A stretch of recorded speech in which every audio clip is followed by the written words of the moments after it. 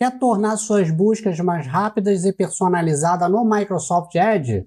Neste vídeo vou estar compartilhando com vocês como faz para definir o Google como buscador padrão do navegador Microsoft Edge. Então, se você curtiu a dica, deixe o joinha de vocês, se inscreva no nosso canal e vamos colocar na prática. Abra o navegador Microsoft Edge. Depois vamos ter esses três pontinhos na parte superior. Configurações.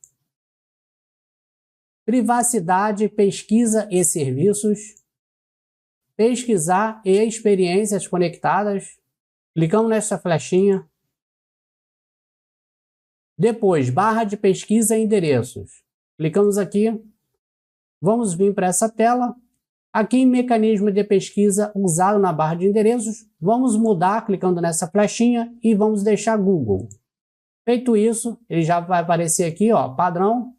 Podemos fechar. E se vocês desejam também estar definindo o Google como página inicial do seu navegador Microsoft Edge, vamos voltar aqui nesses três pontinhos, depois configurações, início, página inicial e nova guia, depois adicionar um site, digita um site do Google, adicionar.